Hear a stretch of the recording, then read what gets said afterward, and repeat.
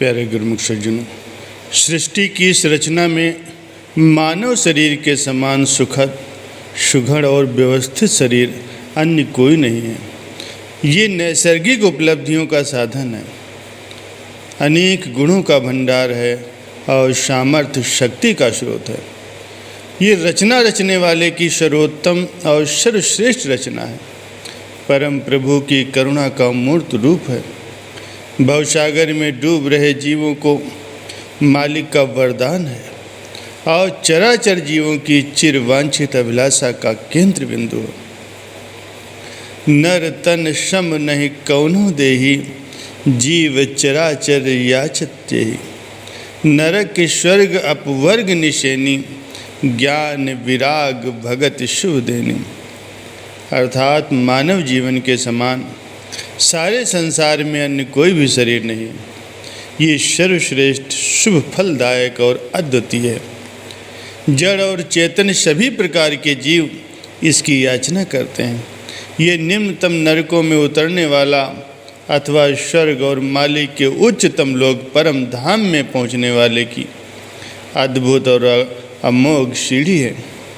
ज्ञान, वैराग्य, भक्ति आदि की प्राप्ति और श्री भगवान का मिलन भी इसी शरीर में संभव है। महापुरुषों के वचन हैं, लख 84 योनि में मानुष देह प्रधान, बिना भजन भगवान के चलिए का रथ जान। इस सारी सृष्टि में छोटे से छोटे क्रम से लेकर देवी देवताओं तक 84 लाख योनियों की गणना में मानव शरीर सर्वश्रेष्ठ है, सर्वोपर है।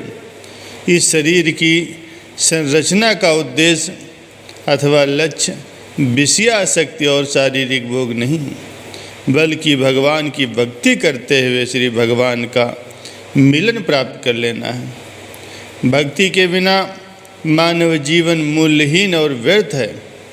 अतः प्रत्येक मनुष्य का अनिवार्य कर्तव्य है, उसका ये परम धर्म है कि शरीर में आ रही प्रत्येक श्वास प्रश्वास को भगवान की भक्ति के लिए व्यय किया जाए।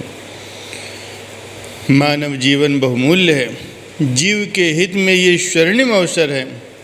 इससे लाभ उठाने से चूक जाना जीव की भयंकर भूल है। अब के चूके चूक है, फिर पछतावा होए। एक बार इस अनमोल जीवन के हाथ से निकल जाने पर फिर से 84 लाख योनियों के जीवन के क्लेश, दुख युग युगांतर तक इस जीव के गले पड़ जाते हैं। तब चाहे जीव कितना ही तड़पे, पश्चाताप के आंसू बहाए, लेकिन बिना कर्म भोग के भोगे वहाँ से छुटकारा नहीं होता। इसीलिए संत महापुरुष हमें निरंतर आगाह करते हैं, अनेक प्रकार से समझाते हैं कि लख 84 जोनि सबाई, मानस को प्रभु दी बड़ी आई। इस पौड़ी ते जो नर चूके, सो आई जाई दुख पायदा। 84 लाख योनियों के दुख और यंत्रणापूर्ण जीवन से बाहर निकलने का और रूहानी सफ़र तय करके मालिक के निज धाम में पहुँचने का एकमात्र द्वार मानव शरीर है। ये मनुष्य शरीर 84 लाख योनियों के अंतिम सोपान में है, यानी अंतिम सीढ़ी है। सम्मुख निज धाम का द्वार है और कुल मालिक का शाश्वत धाम है, जहाँ स्वयं परमपिता परमात्मा हमारे मिलन की प्रतीक्षा में बस पूर्ण संत सद्गुरुदेव जी की टेक लेकर के जीव को यह अंतिम सीढ़ी पार कर श्री प्रभु से मिलने का प्रयास करना चाहिए। असावधानी करके ये सीढ़ी चढ़ने से चूक गए तो बार बार अधम योनियों में अतः पतन की सी पीड़ा भोगने के लिए विवश होना पड़ेगा। मानव शरीर त्याग से पहले यदि जीव निज आत्म स्वरूप को प्राप्त कर परमात्मा से सम्मिलन नहीं कर पाया तो उसे अनेक कल्पों तक विविध लोकों में बार बार नाना योनियों में जन्म लेना पड़ेगा। वहाँ के सुख दुख भोगने के लिए विवश होना पड़ेगा। सभी महापुरुष एक मत से मानव जीवन का एक ही लक्ष्य बताते हैं कि वर्तमान जीवन का लाभ लेकर के आत्म तत्व को प्राप्त कर लेना चाहिए। आत्म तत्व ही इस जीवन में प्राप्त करने योग्य हैं।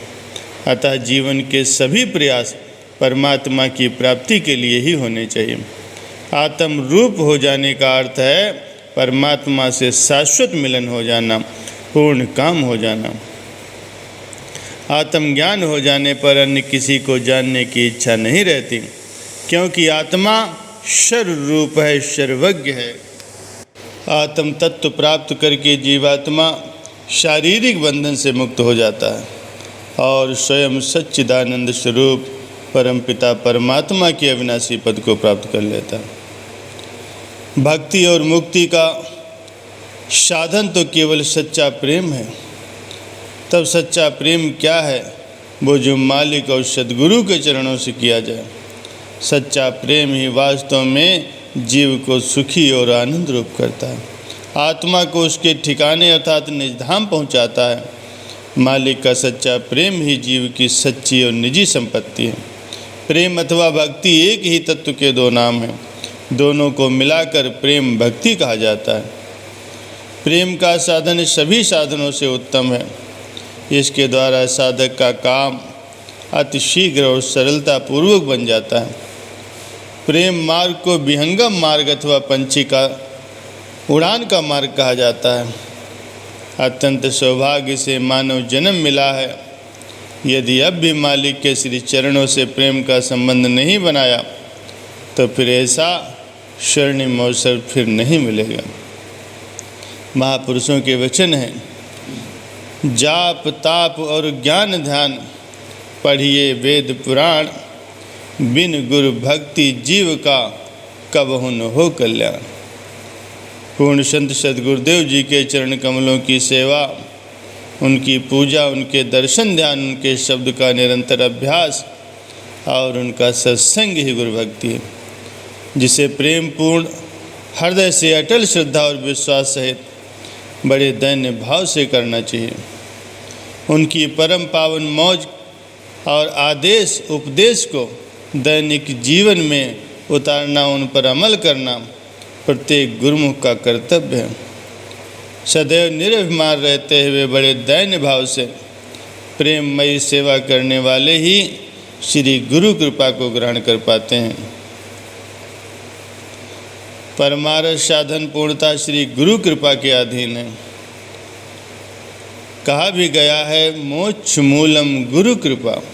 श्री सद्गुरुदेव जी के चरण कमलों की भक्ति प्रत्यक्ष और सच्ची भगवत भक्ति है। जब उनकी कृपा दृष्टि गुरुमुखों पर पड़ती है तो वह क्षण मात्र में ही सभी बंधनों से मुक्त होकर के नर से नारायण बन जाता है।